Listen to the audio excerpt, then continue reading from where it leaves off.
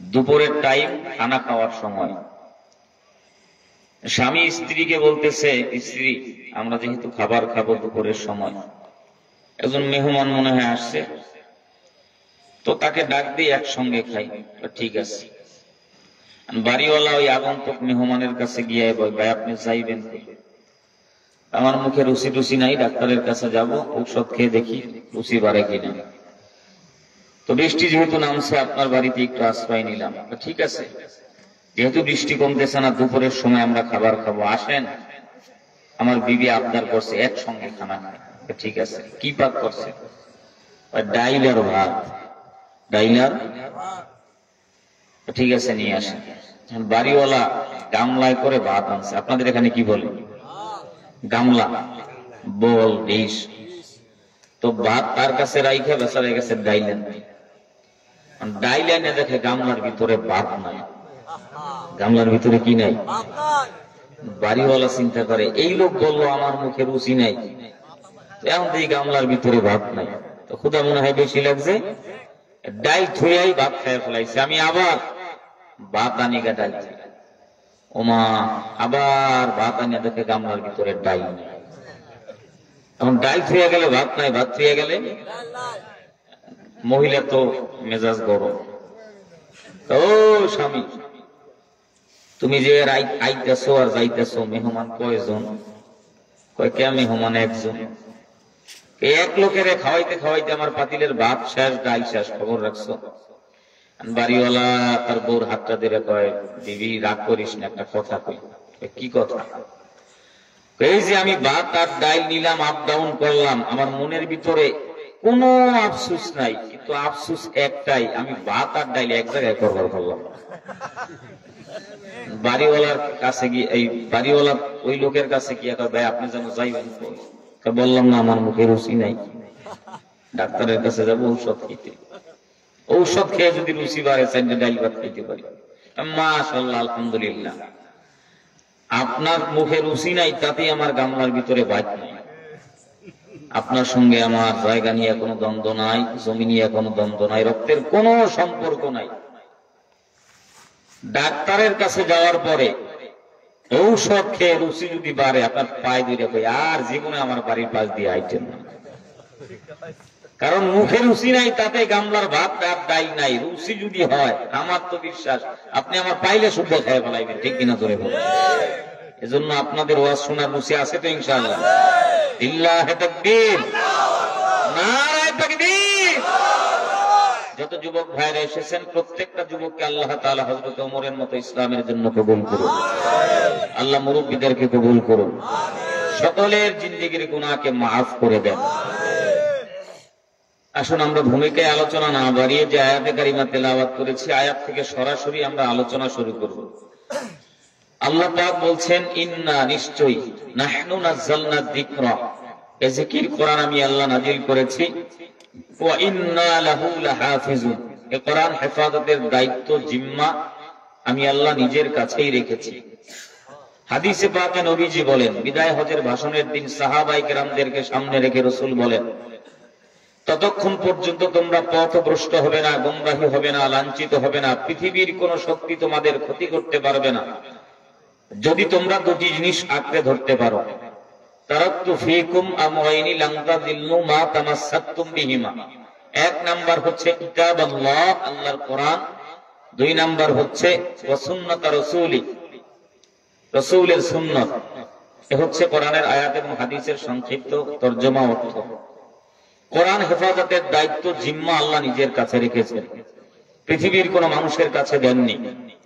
কারণ কোরআন হেফাজতের দায়িত্ব, জিম্মা আল্লাহ যদি মানুষের কাছে দিত, কোরআনের হেফাজত হতো না। এজন্য আল্লাহ বলেন, নাজিল করেছেন আল্লাহ, হেফাজত করবেন কে? আরো জোরে বলেন কে? আল্লাহ পাক রব্বুল আলামিন এই কোরআনকে পাহাড়ের উপরে অবতীর্ণ করার জন্য সিদ্ধান্ত নেয়। পাহাড় কোরআনের ভারসাম্য সহ্য করতে পারবে না। পাহাড় বলে, আল্লাহ আমি এই কোরআনের এত ইজ্জতওয়ালা, সম্মানওয়ালা কিতাবের ভারসাম্য রক্ষা করতে পারবো না। পাহাড়ের উপরে আল্লাহ কোরআন নাযিল করে নাই, আসমান গ্রহণ করে নাই, জমিন গ্রহণ করে নাই। আল্লাহ পাক রব্বুল আলামিন নবী করিম সাল্লাল্লাহু আলাইহি ওয়াসাল্লামকে 40 বছর প্রস্তুতি করলেন নবুয়ত লাভ করানোর জন্য। নবীজি সাল্লাল্লাহু আলাইহি ওয়াসাল্লাম হেরা গুহায় ধ্যানমগ্ন অবস্থায়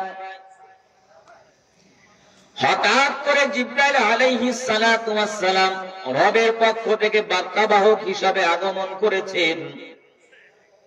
রাসূলের কাছে জিবরাইল কোরআন কারীম নিয়ে আসলো। আল্লাহর রাসূল পাহাড়ের ভিতরে যখন ধ্যানমগ্ন অবস্থায় আল্লাহ পাক রব্বুল আলামিনের কোরআন নিয়ে আসার পর জিবরাইল আলাইহিস সালাতু ওয়াস সালাম বলেন, ইকরা, নবী আপনি পড়েন। আল্লাহর পয়গম্বর বলেন, মা আনা বিকরীব, এ জিবরাইল আমি পড়তে পারি না। জিবরাইল আবার বলেন, ইকরা, রাসূল আপনি পড়েন। 2-3 বার বলার পর রাসূল বলেন, মা আনা বিকরীব, আমি পড়তে পারি না। জিবরাইল আলাইহিস সালাতু ওয়াস সালাম 4 বার রাসূলের সিনা চাপ করেছেন। নবীজির ভিতর থেকে কলিজা খুলে স্বর্ণের পেয়ালার ভিতরে রাখলেন। জমজমের কূপের পানির দ্বারা পয়গম্বরের কলিজাটা 4 বার কৌত করেছেন, আবার লাগায় দিয়েছেন। ওপেন হার্ট সার্জারি করেছেন। দুনিয়ার জমিনে ওপেন হার্ট সার্জারির ডাক্তার 2 ঘন্টা 3 ঘন্টা সময় চলে যাওয়ার পর একটা অপারেশন সাকসেসফুল হয়। নবীজি সাল্লাল্লাহু আলাইহি ওয়াসাল্লামের কাছে জিবরাইল আলাইহিস সালাতু ওয়াস সালাম আসার পর 4 বার সিনাটা কলিজাটা খুলে বিশাল বড় একটা পেয়ালার ভিতরে, স্বর্ণের পেয়ালার ভিতরে রাখার পরে নবীজির এই কলিজাটা জমজমের কূপের পানির দ্বারা 4 বার ধৌত করেছেন। 4 বার ওই কলিজাটা ভিতরে লাগায় দিয়েছেন। দুনিয়ার ডাক্তার ওপেন হার্ট সার্জারির ডাক্তারেরা অপারেশন করে 2 ব্যাগ রক্ত, 3 ব্যাগ রক্ত, 4 ব্যাগ রক্ত, কোন সময় 5 ব্যাগ রক্তের প্রয়োজন হয়। আল্লাহর পয়গম্বরের সিনা চাপ করা হয়েছে, ওপেন হার্ট সার্জারি করেছে। রাসূলের ওপেন হার্ট সার্জারি 4 বার করার পরও 1 সেকেন্ডের জন্য একটু রক্ত বের হয় না। জোরে বলেন সুবহানাল্লাহ। ইমামুল আউয়ালিন আল আখিরিন বাহরে সাদকা রহমাতাল লিল আলামিন, সদর জুবাশ রহমাতাল লিল আলামিন, মসজিদে ঔষধ হামারো এ জমিন, সৈয়দুল কাওনাইন খাতমুল মুরসালিন, আখিরামদ ওয়াদ ফখরুল আউয়ালিন। 4 বার নবীজির সিনা চাপ করার পর জিবরাইল আলাইহিস সালাতু ওয়াস সালাম বলেন, ইকরা বিসমি রাব্বিকাল্লাযী খালাক, নবী আপনি পড়েন আপনার প্রভুর নামে যিনি আপনাকে সৃষ্টি করেছেন। আয়াতের অংশ বিশেষ তেলাওয়াত করার পর নবীজি সাল্লাল্লাহু আলাইহি ওয়াসাল্লাম 5 আয়াত পড়লেন। ইকরা বিসমি রাব্বিকাল্লাযী খালাক, খালাকাল ইনসানা মিন আলাক, ইকরা ওয়া রাব্বুকাল আকরাম, আল্লাযী আল্লামা বিল কলম, আল্লামাল ইনসানা মা লাম ইয়ালাম। 1 আয়াত প্রথমে বলেছেন ইকরা, নবী বলেন আমি পড়তে পারি না। যখন বলেন বিসমি রাব্বিকাল্লাযী খালাক, পড়েন আপনার প্রভুর নামে যিনি আপনাকে সৃষ্টি করেছেন, যিনি আপনাকে কলম দ্বারা শিক্ষা দিয়েছেন। আপনার কোন পরিচয় ছিল না, নাম ছিল না, আল্লাহ পাক আপনার শিক্ষিত বানিয়েছেন, কলম দ্বারা সৃজন করে শিক্ষা দান করেছেন। সেই রবের নামে আপনি পড়েন। আল্লাহর নামে পড়ার কথা বলার সাথে সাথে জিবরাইলকে দ্বিতীয়বার বলতে হয় নাই। নবীজি 5 আয়াত নিজেই আল্লাহর রাসূল জিবরাইলকে শোনায় দিয়েছেন। বলেন সুবহানাল্লাহ। নবীর উপরে কোরআন নাজিল হয়, আল্লাহ পয়গম্বর মক্কার জমিনে কোরআনের দাওয়াত দেয়। রাসূলের এই কোরআনের তেলাওয়াত শোনার পর কাফের মুশরিকেরা দলে দলে কাতারে কাতারে কালেমা পড়ে মুসলমান হয়ে যায়। হেরা গুহায় কোরআন নাজিল হওয়ার পরে রাসূলের প্রচন্ড জ্বর, কম্পন সৃষ্টি হয়ে গেছে। আল্লাহর পয়গম্বর খাদিজার কামরার ভিতরে যখন ঘরে আসলো, রাসূল খাদিজাকে বলে, জাম্মিলুনি জাম্মিলুনি, ও খাদিজা আমারে কম্বল দিয়া ধরো, আমার শরীরে প্রচন্ড জ্বর। রাসূলের কম্পন সৃষ্টি হয়ে গেল, ভয় ভীত সন্ত্রস্ত অবস্থায়। এক পর্যায়ে রাসূলকে যখন কম্বল দিয়া জড়া ধরলো, আস্তে আস্তে জ্বর যখন কমতে শুরু করলো, রাসূল সাল্লাল্লাহু আলাইহি ওয়াসাল্লাম মক্কার জমিনে কোরআনের দাওয়াত দেয়। বড় বড় কাফের মুশরিকরা তাকায় দেখে মানুষগুলোই কোরআনের তেলাওয়াত শুনে দলে দলে কাতারে কাতারে কালেমা পড়ে মুসলমান হয়। আবু জাহেল তাকায় দেখে এইভাবে যদি আব্দুল্লাহর ছেলে মুহাম্মদ কোরআনের দাওয়াত দেয়, একটা সময় সব মানুষ এই তেলাওয়াত শুনে কালেমা পড়ে মুসলমান হয়ে যাবে। আমার দলের ক্ষমতা, আমার নেতৃত্ব, আমার কর্তৃত্ব, আমার চেয়ার, আমার ক্ষমতার মসনদ সব কিছু বিনষ্ট হয়ে যাবে। কি করা যায়? যেভাবেই হোক না কেন আব্দুল্লাহর ছেলে মুহাম্মদের কোরআনের তেলাওয়াত বন্ধ করে দাও।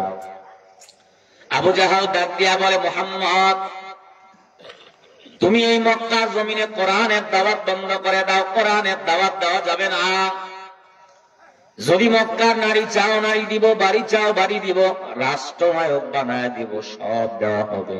একটাই মাত্র শর্ত, এই মক্কার জমিনে কোরআনের দাওয়াত বন্ধ করে দাও, কোরআনের গান বন্ধ করে দাও। নবী ডাক দিয়া বলে, চাচা, আমার বাড়ি লাগবে না, সম্পদ লাগবে না, এই মক্কার জমিনে আমি কোরআনের দাওয়াত বন্ধ করতে পারবো না, কোরআনের গান বন্ধ করতে পারবো না।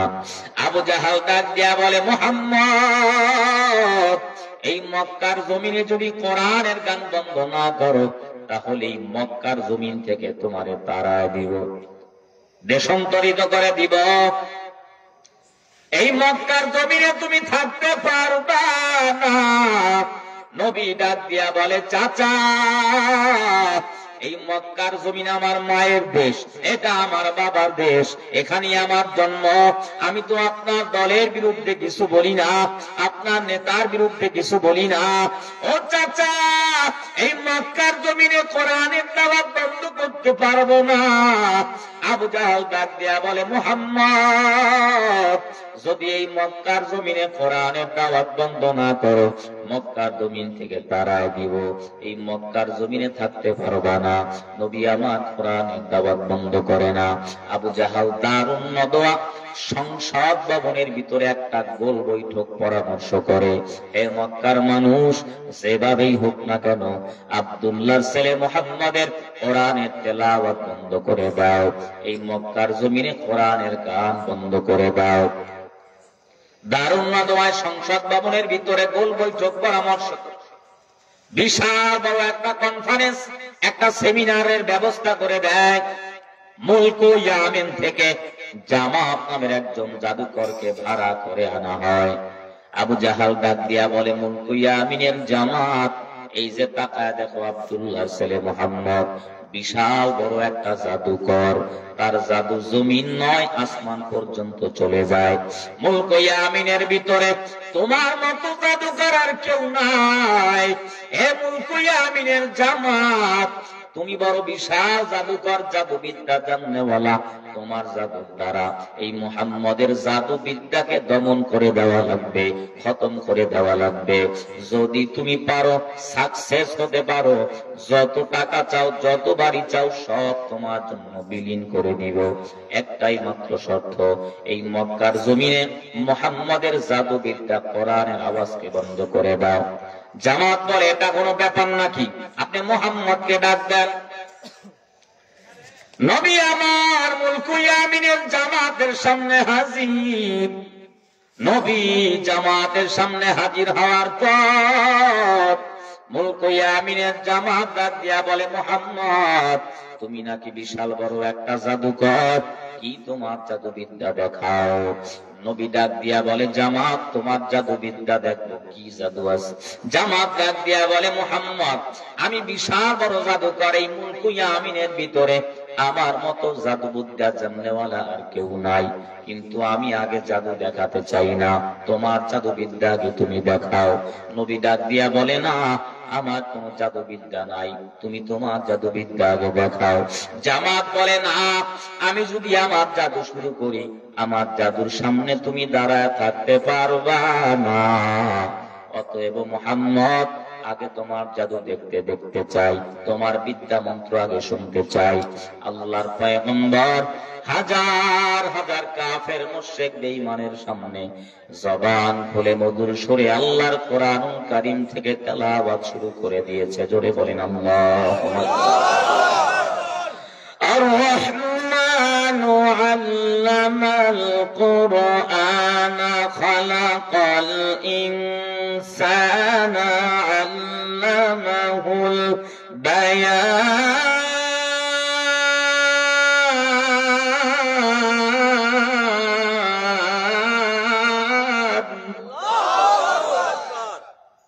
নবী আমার মধুর সুরে কোরআনের তেলাওয়াত হাজার হাজার কাফের মুশরিকেরা চাতক পাখির মতো তাকাস, এমন সুন্দর মধুর আওয়াজের তিলাওয়াত আজ পর্যন্ত আমি শুনি নাই।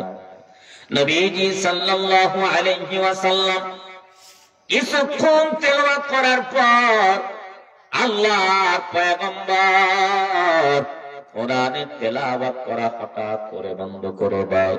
মুলক ইয়ামিনের জামাত বলে, মুহাম্মদ তুমি কেন তেলাওয়াত বন্ধ করেছো? আবার কোরআন থেকে তেলাওয়াত করো। আল্লাহর পয়গম্বর আবার কোরআন থেকে তেলাওয়াত শুরু করে দিয়েছে। তেলাওয়াত চলতেছে। নবী আমার তাকায় দেখি মুলক ইয়ামিনের জামাতের চোখের গোড়ায় পানি। পয়গম্বর ডাক দিয়া বলে, জামাত তুমি এই জমিনে আসছো আমি মুহাম্মাদের জবানের তেলাওয়াত বন্ধ করে দেওয়ার জন্য, আমি মুহাম্মাদের জবানের আওয়াজ কোরআনের এই বিদ্যাকে দমন করে দিবা, খতম করে দেওয়ার জন্য তোমাকে টাকার লোভ দেখায় ভাড়া করে আনা হয়েছে। তুমি কেন কান্নাকাটি করো? বাবার কথা মনে হয় মনে পড়েছে, সন্তানের মায়া কান্না করো। মুলক ইয়ামিনের জামাত নামের জাদুকর বলে, আব্দুল্লাহ ছেলে মুহাম্মদ আমি আমার বাবার জন্য কান্না করি না, আমি আমার ভাইয়ের জন্য কান্না করি না, আমি আমার বাবার জন্য কান্না করি না। জীবনে কত গান শুনলাম, কত কবিতা দেখলাম, কত দামি দামি মঞ্চে জাদু বিদ্যা দেখাইলাম, কিন্তু তোমার জবানের তিলাওয়াত এমন মধুর আওয়াজ আজ পর্যন্ত আমি শুনি নাই। এটা মানব রচিত কোন কালাম হতে পারে না। আজকে হাজার হাজার মানুষ টাকায় আছে, আমার টাকা লাগবে না, ক্ষমতা লাগবে না, বাড়ি লাগবে না, এই মধুর তেলাওয়াত আমার দিলটা বড় ঠান্ডা হয়ে গেছে। আল্লাহ পাক রব্বুল আলামিন বলেন, ইন্না নিশ্চয় নাহনু নাযালনা যিকরা ওয়া ইন্না লাহু লাহাফিজুন। কোরআন নাযিল করেছেন আল্লাহ, কোরআনের হেফাজত করবেন আল্লাহ। মুলক ইয়ামিন থেকে জামাত নামের জাদুকর ছিল আল্লাহর এই কোরআনের আওয়াজকে বন্ধ করে দেওয়ার জন্য, দমন করে দেওয়ার জন্য। নবীজির জবানে তেলাওয়াত শোনার পর মুলক ইয়ামিনের জামাত রাসূলের হাতে হাত রেখে কোরআনের তেলাওয়াত শুনে কোরআনের নিসবতে কালেমা পড়ে মুসলমান হয়ে গেছে। জোরে কোন সুবহানাল্লাহ।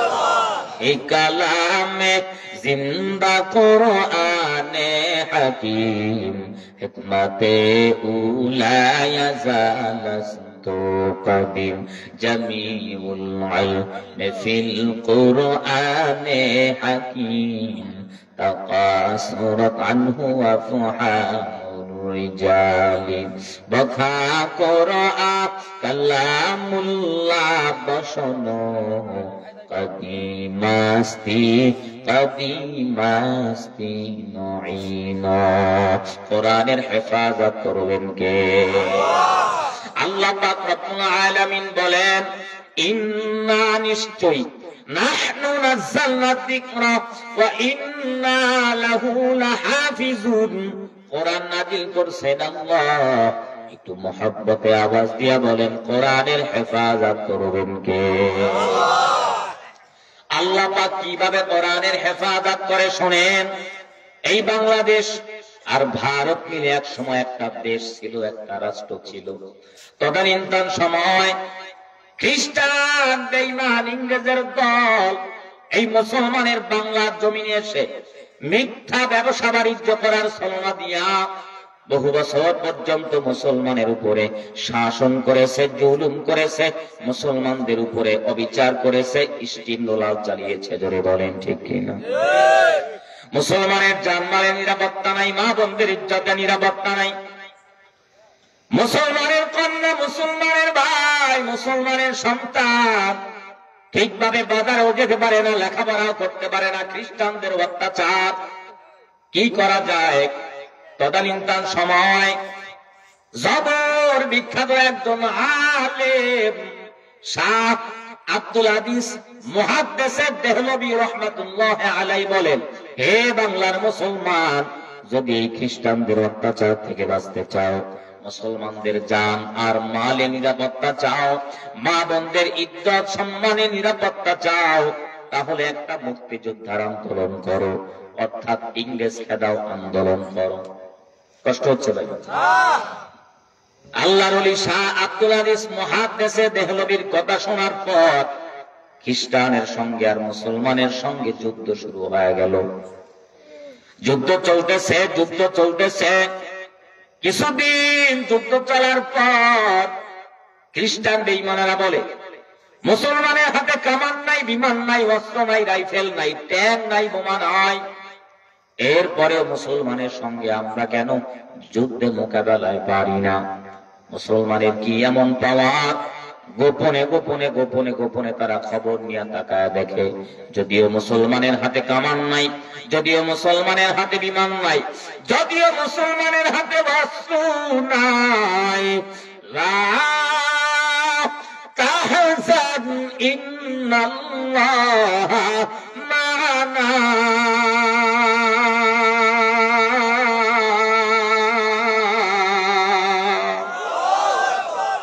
তাওয়াক্কালতু আলাল্লাহ। মুসলমানের সঙ্গে আছেন কে? আরো জোরে বলেন কে?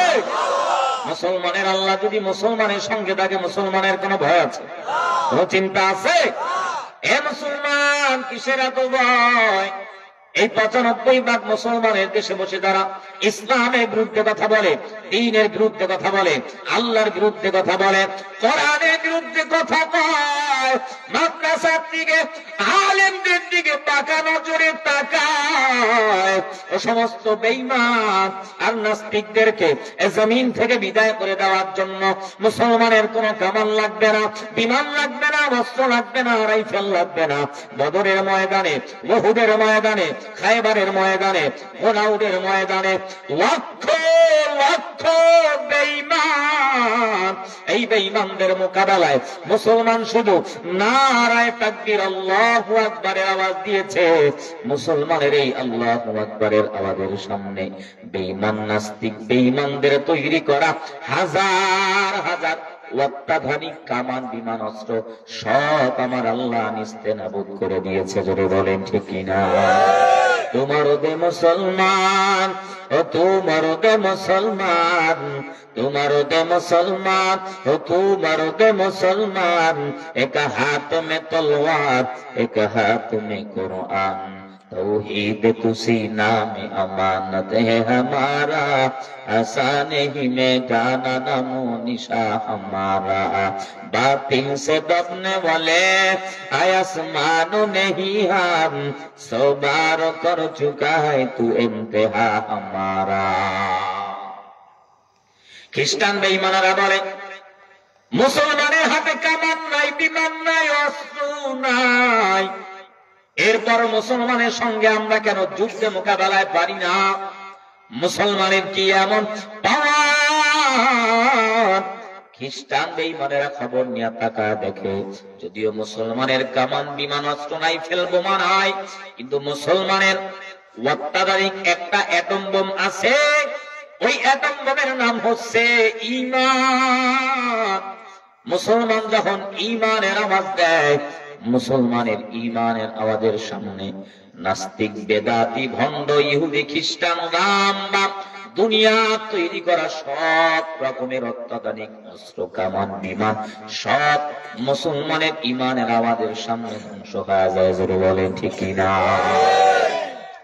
খ্রিস্টান বেঈমানেরা এবার তদন্ত করতে শুরু করেছে। মুসলমানের অত্যাধুনিক অ্যাটম বোম, পাওয়ারফুল অস্ত্রের নাম হচ্ছে ঈমান। তাহলে গোপনে গোপনে খবর নেও, মুসলমানের এই ঈমানের পাওয়ার মুসলমানরা কোথা থেকে সংগ্রহ করে। আবার তারা খবর নিয়ে শুরু করলো, গোপনে গোপনে খবর নিয়ে তাকা দেখে মুসলমানের এই ঈমান মুসলমানেরা কোথা থেকে অর্জন করে। বলে মুসলমানের একটা ধর্মগ্রন্থ আছে, আল কোরআন। ইন্নামাল মুমিনুনা আল্লাযীনা ইযা যুকিরাল্লাহু ওয়াজিলাত قلوبهم وإذا تليت عليهم آياته زادتهم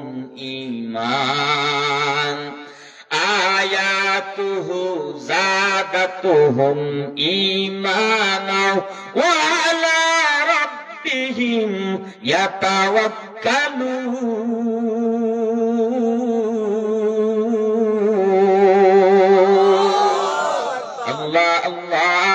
क्या मुबारक नाम है अल्लाह, अल्लाह आशिकों का काम है।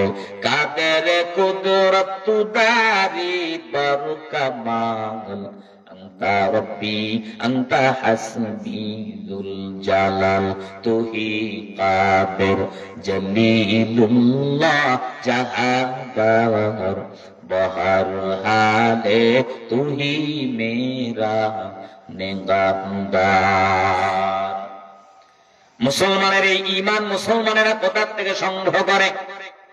বলে মুসলমানের একটা ধর্মগ্রন্থ আছে, আল কোরআন।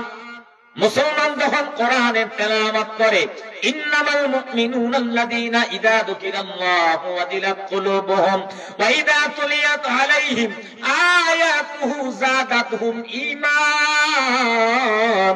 মুসলমান যখন কোরআনের তেলাওয়াত করে, মুসলমানের রব, মুসলমানের আল্লাহ মুসলমানের ঈমানের আওয়াজকে বাড়ায় দেয়। ঈমানের আওয়াজ বাড়াতে বাড়াতে এমন পর্যায়ে বেড়ে যায়, মুসলমান দুনিয়ার কোন টাকা বলারে ভয় করে না, দুনিয়ার কোন ক্ষমতা বলারে ভয় করে না, দুনিয়ার কোন সম্পদ বলারে ভয় করে না, দুনিয়ার কোন নেতা নেত্রীকে ভয় করে না, দুনিয়ার রাষ্ট্র শক্তি, পরাশক্তি, কাফের, মুশরিক, বেঈমানদের চোখ টাঙ্গানিকে মুসলমান ভয় করে না। মুসলমান ভয় করে একমাত্র আল্লাহ। মুসলমান যখন কোরআন পড়ে, মুসলমানের আল্লাহ মুসলমানের ঈমানের আওয়াজকে বাড়ায় দেয়। ঈমানের আওয়াজ দিয়া মুসলমান যখন রাজপথে ঝাঁপায় পড়ে, মুসলমানের ঈমানের আওয়াজের সামনে নাস্তিক, মুর্তাদ, বেদাতি, ভণ্ড দুনিয়ার মানুষের তৈরি করা সব অস্ত্র সজ্জ, সব ষড়যন্ত্র আল্লাহ ধ্বংস করে দেয়। জোরে বলেন ঠিক কিনা? খ্রিস্টান বেঈমানেরা এবার সিদ্ধান্ত নিল, যেহেতু মুসলমানের ঈমানের পাওয়ার মুসলমানেরা সংগ্রহ করে কোরআনের তেলাওয়াতের মাধ্যমে, 3 বছরে 3টা মিশনকে সাকসেসফুল করার জন্য এই বাংলার জমিনে তারা হাজার হাজার দালাল লাগায় দেয়। প্রথম বছরের 1 নাম্বার মিশন খ্রিস্টান বেঈমানদের ভিতর থেকে হাজার হাজার দালাল লাগায় দিয়েছে। মুসলমানের ঘরে, মুসলমানের বাইরে, মুসলমানের ব্যবসায়ী প্রতিষ্ঠানে, মুসলমানের মাদ্রাসায়, মুসলমানের মসজিদের ভিতরে, মুসলমানের লাইব্রেরির ভিতরে যত কোরআন 1 বছরের ভিতরে টার্গেট করে নাও, সমস্ত কোরআনুল কারীম গুলো তারা আগুন দিয়া জ্বালায় পোড়ায় ছারখার করে দিব। জোরে কন নাউজুবিল্লাহ। খ্রিস্টান বেঈমানেরা বলে, মুসলমানের সমস্ত কোরআন যদি আগুন দিয়া জ্বালায় দেওয়া যায়, মুসলমান আর কোরআনের তেলাওয়াত করতে পারবে না, মুসলমানের ঈমানও বাড়বে না, আর মুসলমানেরা আমাদের সঙ্গে যুদ্ধে মোকাবেলা আর পারবে না। হাজার হাজার দালাল লাগায় দিয়েছে, হঠাৎ করে মুসলমানের সঙ্গে এক খ্রিস্টানের সঙ্গে ভালো বন্ধুত্ব হয়ে গেল। খ্রিস্টান মুসলমান খ্রিস্টানকে ডাক দিয়া বলে, ও খ্রিস্টান ভাই, তুমি এই বাংলার জমিনে কেন আগমন করেছো? খ্রিস্টান ডাক দিয়া বলে, মুসলমান, আর কিছুদিন পর তোমরা মুসলমানেরা আমাদের খ্রিস্টানের সঙ্গে আর যুদ্ধ করে মোকাবেলা করে বিজয় অর্জন করতে পারবা না। মুসলমান বলে, কেন পারবো না? কি এমন পাওয়ার? খ্রিস্টান ডাক দিয়া বলে, মুসলমানের সন্তান, তোমরা এই কোরআন পড়ো আর তোমাদের আল্লাহ তোমাদের ঈমানের পাওয়ারকে বাড়ায় দেয়। 1 বছরের ভিতরে এই বাংলার জমিনে আমরা হাজার হাজার দালাল লাগায় দিয়েছি, তোমাদের সব কোরআন গুলো আগুন দিয়া জ্বালায় পড়ে ছারখার করে দিব। একটা কোরআন যখন থাকবে না, তোমরা তেলাওয়াত করতে পারবে না, তোমাদের ঈমানও বাড়বে না, আমাদের সঙ্গে যুদ্ধ করে আর বিজয় অর্জন করতে পারবে না। মুসলমান বলে, তাই নাকি? তাহলে তোমার কাছে একটা সিম্পল প্রশ্ন, যেই কোরআনটা তুমি আগুন দিয়া জ্বালায় দাও, সেই কোরআন কি দেখছো? খ্রিস্টান বলে, অবশ্যই। মুসলমান বলে, দেখতে কেমন? খ্রিস্টান বলে, একটা ডিকশনারির মতো কালো অক্ষর, কালো কালি দিয়ে লেখা কাগজের ভিতরে। মুসলমান বলে, সেই কোরআনের কি হাত আছে? বলে না। সেই কোরআনের কি পা আছে? বলে না। সে কোরআন কি কথা বলতে পারে? বলে না। মুসলমান ডাক দিয়া বলে, বেঈমান, এমন একটা কোরআন তুমি আগুন দিয়া জ্বালা দাও, যেই কোরআনের হাত নাই, যেই কোরআনের পাও নাই, যেই কোরআন কথা বলতে পারে না। কিন্তু আমি মুসলমান, আমার কাছে এমন একটা কোরআনের সংবাদ আছে, যেই কোরআনের হাত আছে, যেই কোরআনের পা আছে, যেই কোরআন কথা বলতে পারে, খাবার খাইতে পারে, হাঁটতে পারে, দাঁড়ায় থাকতে পারে। জোরে বলেন আল্লাহু আকবার। এই কালামে জিন্দা কুরআনে হাকিম, হিকমতে উলা ইয়াজাল আসতু কাদিম, জামিউল ইলমি ফিল কুরআনে হাকিম, তাকাসুরাত আনহু আফহামুর রিজালি, বকা কুরআন কালামুল্লাহ বসম কদিমাস্তি কদিমাস্তি নঈনা। খ্রিস্টান তো আশ্চর্যজনবিত হয়ে গেছে, জিন্দা কোরআন, এরে মুসলমানের সন্তান, ওই কোরআন এর সংবাদ তুমি আমারে দাও, আমি যদি আমার নেতা, আমার লিডারকে, আমার দলের প্রধানকে জানাইতে পারি, আমার আরো প্রমোশন হবে, আরো টাকা পাবো। মুসলমান বলে, তাই নাকি? চলো। খ্রিস্টানের হাত ধইরা মুসলমান ভারত দিল্লি শাহে জামে মসজিদের পাশে একটা হেফজখানার ভিতরে হাজির হয়ে গেল। হেফজখানার ভিতরে যাওয়ার পর হেফজখানার হাফেজ সাহেবকে ডাক দিয়া বলে, হুজুর, 8 থেকে 10 বছরের একটা বালক আমার দরকার, যে সন্তানটা কোরআনের হাফেজ, নির্ভুল ভাবে সরলিত কণ্ঠে আল্লাহর কোরআন থেকে তেলাওয়াত করতে পারে। আল্লাহর গোলাম কোরআনের হাফিজ 8 থেকে 10 বছরের একটা সন্তানকে হাজির করে দিল। কষ্ট হচ্ছে ভাই? ছোট্ট সন্তান হাজির। মুসলমান ডাক দিয়া বলে, কোরআনের হাফেজ সন্তান, তোমার সিনার ভিতরে আল্লাহর কোরআন, এই খ্রিস্টান এই জমিনে আসছে এই কোরআনের আওয়াজকে বুলন্দ ধ্বংস করে দেওয়ার জন্য, বিনষ্ট করে দেওয়ার জন্য। তোমার হাতে পায়ে ধরে বিনয়ের সাথে পূজা বলি, তোমার জবান দ্বারা তুমি কোরআনের তেলাওয়াত করবা, এই খ্রিস্টানের দিলটা যেন নরম হয়ে যায়, ঠান্ডা হয়ে যায়। জোরে বলেন সুবহানাল্লাহ। 8 বছরের বালক হাজির। খ্রিস্টান বলে, এই ছোট্ট সন্তান কি বলবে, কি পড়বে? সমাজের ভিতরে বহু মানুষ, সমাজের ভিতরে বহু টাকাওয়ালা, বহু সম্পদওয়ালা, বাড়িওয়ালা, শিক্ষিত মানুষ হুজুরদেরকে ডোন্ট কেয়ার কিছুই মনে করে না। উলামায়ে কেরামদের মাথায় বুদ্ধি নাই, জ্ঞান নাই, মূর্খ মনে করে। গ্রাম অঞ্চলের ভিতরে থেকে ঢাকা শহর ওয়াজপাড়া থেকে একজন লেখাপড়া করে ব্যারিস্টার হয়েছে। ব্যারিস্টার হওয়ার পর গ্রামের ভিতরে ঢুকে তাকায় দেখে সেই পুরাতন দোকানদার চাচাওয়ালা এখনো চায়ের ভিতরে কেত্তির ভিতরে চামচ দিয়া বাড়াবাড়ি করে।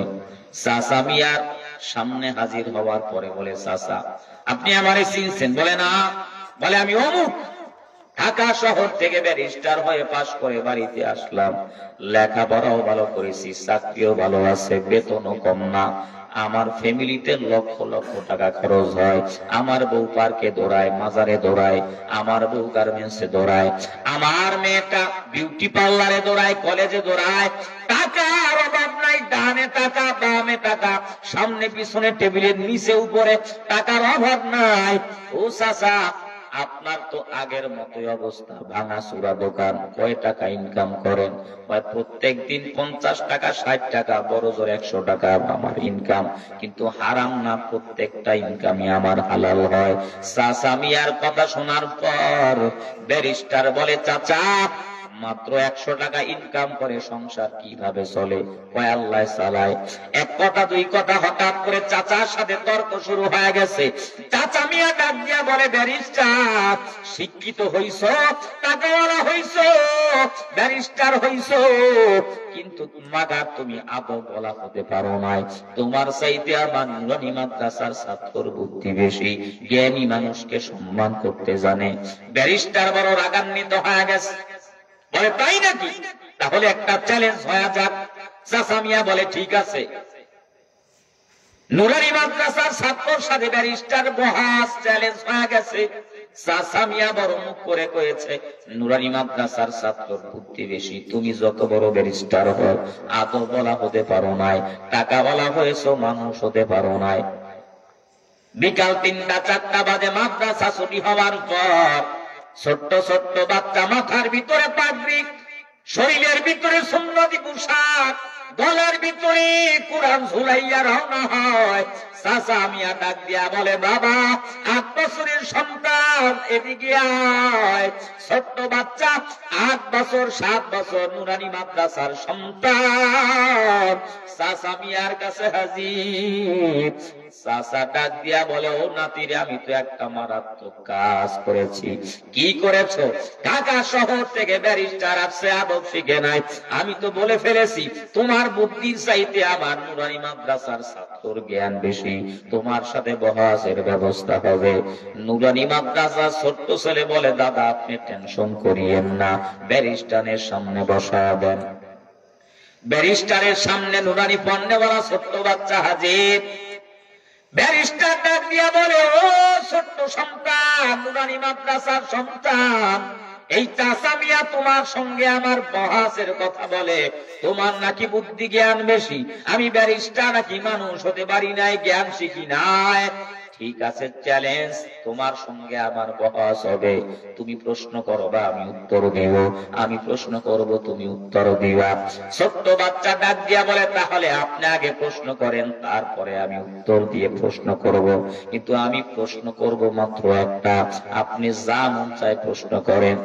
ব্যারিস্টার ডাক দিয়া বলে, আমার 1 নাম্বার প্রশ্ন, তোমার মাথার উপরে পাখিগুলো কিচির মিচির করে ডাকে, দেখতে পারবা না, তাকাতে পারবা না, কোন সাহায্য নিতে পারবে না, গুনতে পারবে না, বলো তো কয়টা পাখি?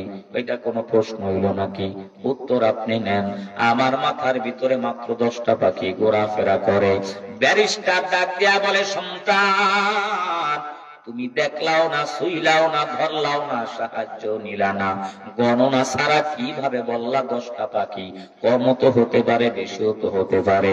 ছোট্ট সন্তান ডাক দিয়া বলে, যদি মনে করেন বেশি তাহলে মনে করছেন বেড়াইতে আসছে, আর যদি মনে করেন কম পাখি আছে 10টা তাহলে মনে করবেন খাবার আনতে গেছে। জোরে বলেন সুবহানাল্লাহ। ব্যারিস্টার 2 নাম্বার প্রশ্ন করে, 8 বছরের সন্তান বালক, তুমি যেখানে দাঁড়ায় আছো বলো তো, এখান এই জায়গাটা পৃথিবীর কোনখান?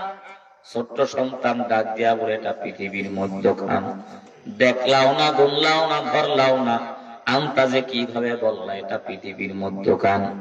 ছোট্ট সন্তান ডাক দিয়া বলে, ব্যারিস্টার, এটাই পৃথিবীর মধ্যখান। যদি আপনার বিশ্বাস না হয় 10 হাতের লাঠি লইয়া মাপেন। ব্যারিস্টার চিন্তা করে এটা মাপা সম্ভব? আপনার প্রশ্ন শেষ? বলে শেষ, আর কোন প্রশ্ন নাই। 8 বছরের নুরানি মাদ্রাসার সন্তান বলে, ও ব্যারিস্টার, এখন আমার প্রশ্ন মাত্র একটা, সঠিক উত্তর আপনার দিতে হবে। যদি না দিতে পারেন তাহলে প্রমাণ হবে মাদ্রাসার ছাত্র উলামায়ে কেরাম, আসাদিজায়ে কেরাম, আইম্মায়ে মাসাজিদ, আলেমদের মাথার জ্ঞান বুদ্ধি বেশি, তারা আল্লাহর পক্ষ থেকে জ্ঞানী মানুষ। চাচা মিয়া ব্যারিস্টারের কাছে ছোট্ট বাচ্চা এবার প্রশ্ন করে, আপনি আমার প্রশ্নের জবাব দেন। আমি শুনেছি আপনার বাবা, আপনার চাচা, আপনার দাদারা আগে বেশি বেশি বেশি বেশি গরু চুরি করত। আপনার কাছে আমার প্রশ্ন, ওই চুরি অভ্যাসটা এখন আছে নাকি গেছে? উত্তর দিয়ে দেন। ব্যারিস্টার চিন্তা করে, যদি বলি ব্যারিস্টার আমি চুরি অভ্যাসটা এখনো আছে, তাতে প্রমাণ হবে আমরা গরু চোর। আর যদি বলি আমি উত্তর দিয়া যে এখন আর সেই প্রশ্নে গরু চুরি অভ্যাসটা নাই, তাহলে তো প্রমাণ হবে আগে গরু চুরি করতাম। ব্যারিস্টার মিয়া ছোট্ট সন্তান 8 বছরের বালকের প্রশ্নের কথা শুনে বড় হয়ে গেল। চাচা মিয়া হাসি মুখে ছোট্ট সন্তানকে বুকে জড়ায় কোলে নিয়ে চুমা খায় আর বলে, ব্যারিস্টার, আমি বারবার বলেছি তুমি শিক্ষিত হয়েছো, মাগার মানুষ হতে পারো নাই। আল্লাহ বলেন, দুনিয়ার টাকাওয়ালা, সম্পদওয়ালা, ক্ষমতাওয়ালা, বাড়িওয়ালা, গাড়িওয়ালাদের জ্ঞান যেখানে শেষ হয়, সেখান থেকে আল্লাহর কোরআনওয়ালা, টুপিওয়ালাদের জ্ঞান শুরু হয়। জোরে বলেন ঠিক কিনা? ছোট্ট সন্তান 8 বছরের বালক খ্রিস্টান আর মুসলমানের সামনে হাজির। মুসলমান ডাক দিয়া বলে, সন্তান, তোমার সিনার ভিতরে আল্লাহর কোরআন। এই খ্রিস্টান এই জমিনে আর সেই কোরআনটারে আগুন দিয়া জ্বালায়া পড়া ছারখার করে দেওয়ার জন্য। খ্রিস্টানকে মুসলমান ডাক দিয়া বলে, এ মুসলমান, এ খ্রিস্টান, তাকায়া দেখ, এটাই হলো আল্লাহর জিন্দা কোরআন। এই কোরআনের হাত আছে, কোরআনের পা আছে, কোরআন কথা বলতে পারে, খাবার খাইতে পারে। খ্রিস্টান বলে, আমি কথার দ্বারা বিশ্বাস করি না, প্র্যাকটিক্যালি আমারে কোরআনের পাওয়ার দেখাও। মুসলমান ডাক দিয়া বলে, 8 বছরের সন্তান, কোরআনের হাফিজ, তোমার জবান দ্বারা কোরআনের তেলাওয়াত করো, এই খ্রিস্টানের দিলটা, অন্তরটা যেন নরম হয়ে যায়। ছোট্ট সন্তান 8 বছরের হাফেজ জবান খুলে মধুর সুরে কোরআনের তেলাওয়াত শুরু করে দিয়েছে। তেলাওয়াত চলতেছে। কিছুক্ষণ তেলাওয়াত করার পর হঠাৎ করে মুসলমানের সন্তান 8 বছরের বালক কোরআনের তেলাওয়াত করা বন্ধ করে দেয়। খ্রিস্টান তাকায় দেখে মুসলমান কোরআন পড়া বন্ধ করে দিয়েছে। খ্রিস্টান বলে, কেন তুমি কোরআনের তেলাওয়াত বন্ধ করলা? আবার কোরআন থেকে তেলাওয়াত শুরু করে দাও। আবারও তেলাওয়াত শুরু করে দিয়েছে। তেলাওয়াত চলতেছে। কিছুক্ষণ তেলাওয়াত করার পর হঠাৎ করে তাকায় দেখে মুসলমান ওই খ্রিস্টান এর চোখ বেয়ে গড়গড়ায় পানি পড়ে। মুসলমান ডাক দিয়া বলে, খ্রিস্টান, তুমি এই জমিনে আসছো এই কোরআনের আওয়াজটাকে বন্ধ করে দেওয়ার জন্য, দমন করে দেওয়ার জন্য, খতম করে দেওয়ার জন্য। তোমার চোখের গোড়ায় কেন পানি? বাবার কথা মনে হয় মনে পড়ে গেছে, সন্তানের মায়ায় কান্না করো। খ্রিস্টান ডাক দিয়া বলে, মুসলমানের সন্তান, আমি আমার বাবার জন্য কান্না করি না, আমার ভাইয়ের জন্য কান্না করি না, আমি এই জমিনে আসছিলাম এই কোরআনটারে আগুন দিয়া জ্বালায় পড়ে ছারখার করে দেওয়ার জন্য। আমার টাকা লাগবে না, সম্পদ লাগবে না, বাড়ি গাড়ি লাগবে না, আমি আমার দেশে আর যাব না। এই জমিনের ভিতরে কত নাটক দেখলাম, সিনেমা দেখলাম, কবিতা শুনলাম, জাদু দেখলাম, কত রকমের ভঙ্গি দেখলাম, এত মধুর তেলাওয়াত আজ পর্যন্ত আমি শুনি নাই। আল্লাহ বলেন, কোরআন নাজিল করলাম আমি আল্লাহ, কোরআনের হেফাজত করব আমি আল্লাহ। যেই খ্রিস্টান এই জমিনে আসছিল কোরআনটারে আগুন দিয়া জ্বালা পোড়া সারখা করে দেওয়ার জন্য, ছোট্ট সন্তানের জবানের তেলাওয়াত শোনার পর খ্রিস্টান জায়গায় কোরআনের তেলাওয়াত শুনে কালেমা পড়ে মুসলমান হয়ে গেছে। জোরে কোন সুবহানাল্লাহ। এজন্য পর্দার অন্তরালার মা, এ নওজোয়ান যুবক ভাই, বৃদ্ধ বাবা, হাতে পায়ে ধরে বুঝা যায় আমিও তোমার মতো একটা মায়ের সন্তান। এ নওজোয়ান যুবক, বৃদ্ধ বাবাজিরা, পর্দার অন্তরালার মা, সন্তানটারে কোরআনের হাফেজ বানাও, সন্তানটারে আলেম বানাও। 2টা 3টা 4টা 5টা সন্তান আল্লাহ দান করেছি। হাতে পায়ে ধরে বুঝা যায় একটা সন্তানকে হাফেজ বানাও, একটা সন্তানকে আলেম বানাও। কোরআনের হাফেজের মা হও, আলেমের মা হও, ইমামের মা হও। দুনিয়াতে আল্লাহ সম্মান দিবেন, পরকালে আল্লাহ ইজ্জত ওয়ালা বানায় দিবেন। কিয়ামতের ময়দানে আল্লাহ পাক রব্বুল আলামিন ডাক দিয়া বলবে, কই আমার কোরআনের হাফেজেরা কোথায়? আল্লাহর কোরআনের হাফেজেরা হাজির। আল্লাহ পাক রব্বুল আলামিন ডাক দিয়া বলবে, ও আমার কোরআনের হাফেজ, আজ কিয়ামতের ময়দানে কোরআন থেকে তেলাওয়াত শুরু করে দাও। এক আয়াত তেলাওয়াত করবে, জান্নাতের একটা সিঁড়ি বাইবে, আর এক আয়াত তেলাওয়াত করবে, আর একটা সিঁড়ি অতিক্রম করবে। 6666টা আয়াত তেলাওয়াত করার পর 6666 তালা উঁচু মাকামে জান্নাতের মেহমান হয়ে যাবে। আল্লাহ পাক রব্বুল আলামিন ডাক দিয়া বলবে, ও আমার কোরআনের হাফেজ, যাও যাও, জান্নাতের মেহমান হয়ে যাও। হাফেজে কোরআন ডাক দিয়া বলবে, আল্লাহ, দুনিয়া জমিনে আমার মা 10 মাস 10 দিন আমার বড় কষ্ট করে গর্বে ধরেছি।